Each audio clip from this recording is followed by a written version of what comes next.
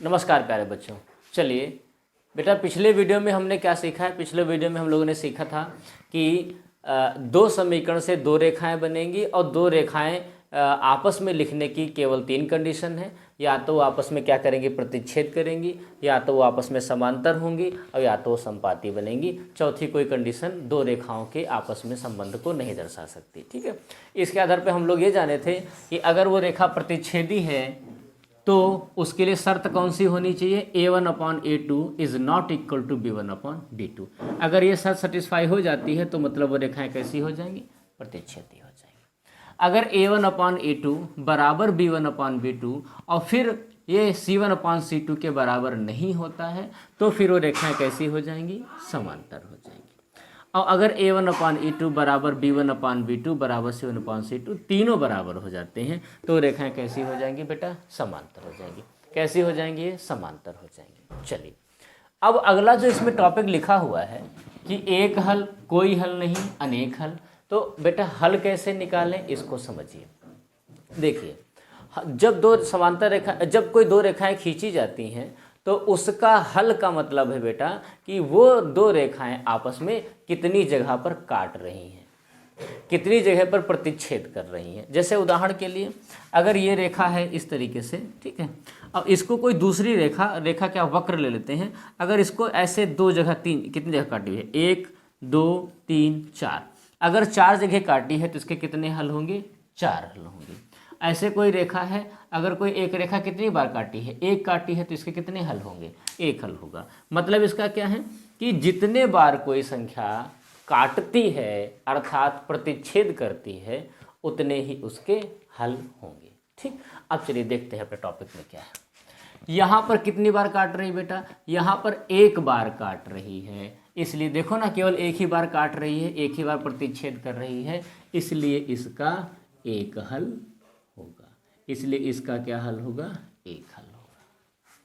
इसमें देखिए, ये कहीं पे काटेगी क्या? ये कभी कहीं पर एक दूसरे को प्रतिच्छेद करेगी? ये कभी एक दूसरे को प्रतिच्छेद नहीं करेगी। और कभी एक दूसरे को प्रतिच्छेद ना करने की वजह से ये कभी भी इसका कोई हल नहीं होगा, क्योंकि हमने आपको बताया है जब कोई रेखाएं दो आपस में एक जगह पर काटती हैं या जितनी जगह पर काटेंगी उसके उतने हल होंगे। ये कहीं पर भी नहीं काट रही हैं तो देखो लिखा हुआ है इसका कोई हल नहीं, इसका कोई हल नहीं होगा। अगला संपाती। संपाती कितने जगह काट रही हैं? तो संपाती ऐसे होती हैं, तरुपर होती हैं रेखाएं। तरुपर होने की वजह से ये कई जगह पे काट रही हैं, मतलब बहुत जगह पे काट रही हैं। ये बहुत जगह पे काट रही हैं, बिल्कुल अनेक जगह पर काट रही हैं, अनंत जगह पर काट रही हैं, बहुत जगह पर काट रही हैं बेटा। और जितनी बार इसको काटेंगी उसके उतने हल होते हैं। इसलिए देखो हमने इसको लिखा हुआ है अनेक हल। क्या लिखा हुआ है? इसको अनेक हल। बात खूब समझ में आ रही होगी। दो रेखाएं आपस में जितनी जगह पर काटेंगी उसके उतने हल होंगे। प्रतिच्छेदी रेखा में केवल एक जगह पर काट रही है तो इसका केवल एक हल है। यहाँ पर काट ही नहीं रही है तो इसका कोई हल नहीं। संपाती रेखाएं तरुपर होती हैं, एक दूसरे के ऊपर होती हैं, अर्थात ये बहुत जगह पर काटती हैं, इसलिए इसको क्या बोलते हैं? अनेक हल बोलते हैं। तो इसमें कोई दिक्कत तो नहीं। तो प्रतिच्छेदी के एक हल होंगे, समांतर का कोई हल नहीं होगा, और संपाती के अनेक हल होंगे। इसके लिए एक वर्डिंग्स याद कर लेते हैं हम लोग। एक हल को किताब में अद्वितीय हल भी कहा गया है, ये भी हम लोग को ध्यान रखना पड़ेगा। अद्वितीय, अद्वितीय का मतलब होता है द्वितीय ना हो, द्वितीय ना हो, अद्वितीय। द्वितीय ना हो मतलब केवल एक। कोई हल नहीं को कोई हल नहीं लिखते हैं। अनेक हल को लिखा जाता है किताब में अपरिमित रूप से अनेक हल, अपरिमित रूप से अनेक हल, अपरिमित रूप से अनेक हल। ठीक है, तो इतनी बात सबको समझ में आ गई होगी। दो तीन बातें सीख चुके हैं।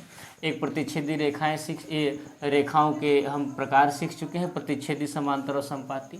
इनके सूत्र सीख चुके हैं हम लोग, और साथ में हल है या नहीं है ये भी हम लोग सीख चुके हैं, जो कि क्वेश्चन में पूछा जाता है।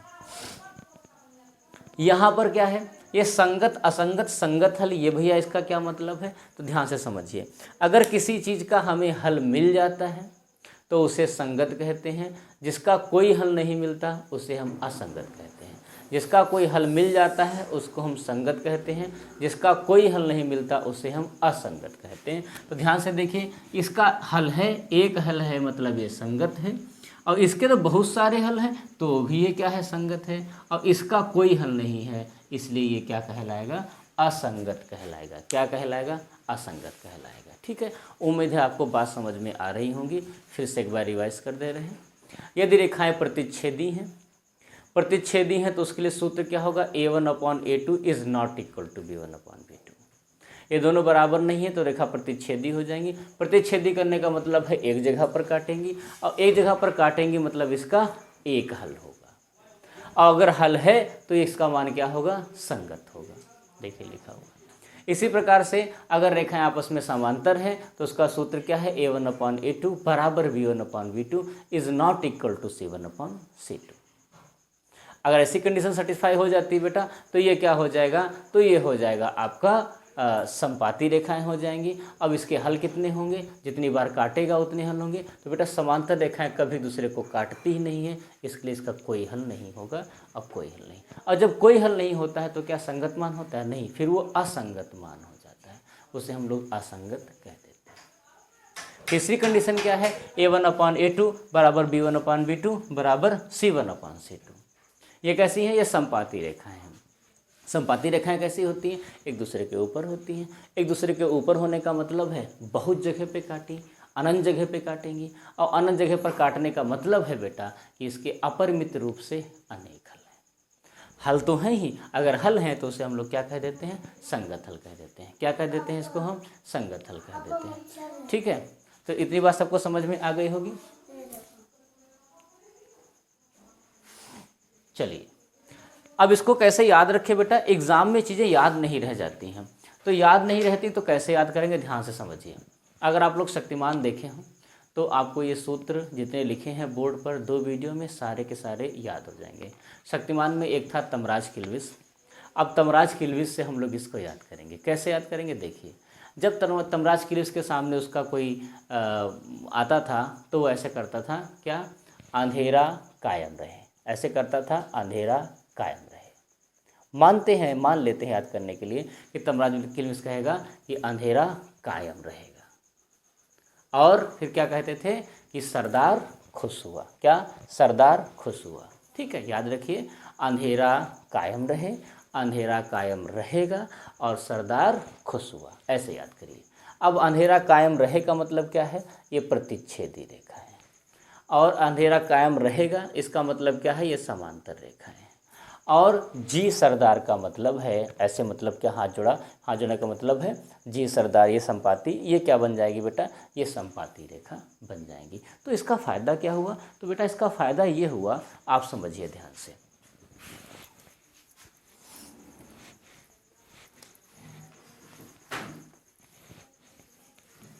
इस शक्तिमान वाले ट्रिक से ही पूरा के पूरे याद हो जाएंगे। देखिए, जैसे हम पहला बोलेंगे क्या, अंधेरा कायम रहे, तो इसका मतलब ये क्या बन गया है, ये प्रतिच्छेदी बन जाएंगी। ठीक है, ये प्रतिच्छेदी बन जाएंगी। प्रतिच्छेदी बन जाएंगी तो सूत्र कैसे याद करेंगे, सूत्र के लिए यहाँ पर लिखिए एक चीज़, A1/A2, यहाँ पे लिखिए B1/B2, यहाँ पे लिखिए C1/C2। अब पहला क्या है, अंधेरा कायम रहे। अंधेरा कायम रहे का मतलब है जो नॉट इक्वल टू वाला साइन है, ये वाला नॉट इक्वल टू वाला साइन है, कहाँ पर लगेगा, नंबर 1 पर, तो नंबर 1 पे लगा दीजिए। अब अंधेरा कायम रहे, एक कैसा है, नंबर 1 का है, और नंबर 1 का होने का मतलब है जो नॉट इक्वल टू का साइन है वो कहाँ पर लगेगा, नंबर 1 पर। ठीक है, और ये है क्या, ये प्रतिच्छेदी रेखाएं हैं, यानी ये प्रतिच्छेदी रेखा का सूत्र बन गया बेटा। ये क्या बन गया बेटा, प्रतिच्छेदी रेखा का सूत्र बन गया।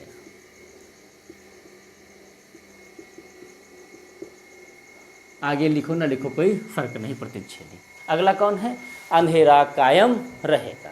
ये क्या है, ये समांतर रेखा है। ये क्या है बेटा, ये समांतर रेखा है। और समांतर रेखा हो जाएंगी, समांतर रेखा में नॉट इक्वल टू बेटा कहाँ बढ़ जाएगा, समांतर रेखा में नॉट इक्वल टू एक स्टेप आगे बढ़ जाएगा, यहाँ चला जाएगा। यहाँ जाने का मतलब है यहाँ पे बराबर रह जाएगा, A1/A2 बराबर B1/B2, और ये अंधेरा कायम रहेगा।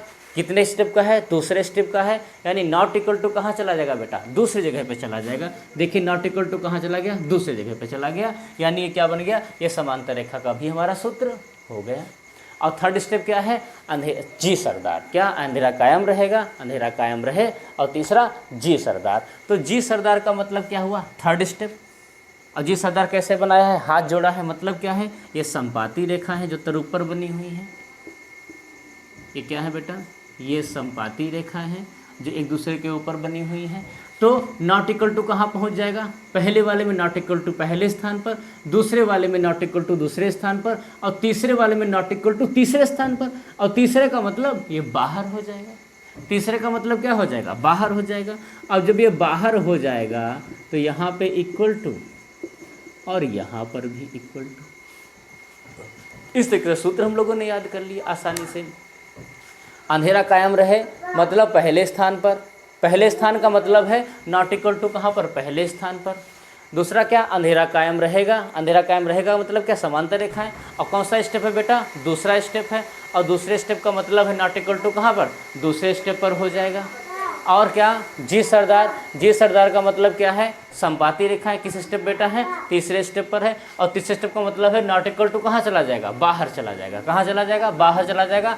और बाहर जाने का मतलब क्या है? दोनों जगह बराबर हो जाएंगे। इस ट्रिक से आप लोग ये तीनों तरीका बहुत आसानी से याद कर सकते हैं। अगर समझ में नहीं आया तो वीडियो को रिवाइंड कर लीजिए, समझ में आ जाएगा। अगर इतना बन गया तो आगे कोई दिक्कत ही नहीं है। हल निकालना और संगत असंगत निकालना बहुत ही आसान है। कैसे? ध्यान से समझिए। एक बार प्रतिच्छेद किया है तो इसका एक हल, जिसको हम लोग क्या बोले हैं? अद्वितीय हल।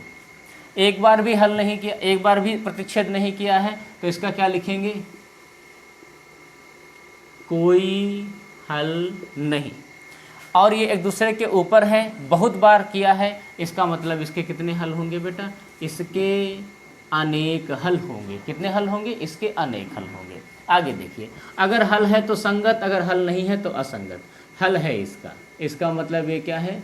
ये संगत। इसका कोई हल नहीं है, इसका मतलब ये असंगत। इसके अनेक हल हैं, इसका मतलब ये भी क्या हो जाएगा? संगत हो जाएगा। क्या हो जाएगा? ये संगत हो जाएगा। उम्मीद है आपको ये बात समझ में आई होगी। अगले वीडियो में हम लोग कुछ इसके एग्जाम्पल्स को करेंगे। ठीक है।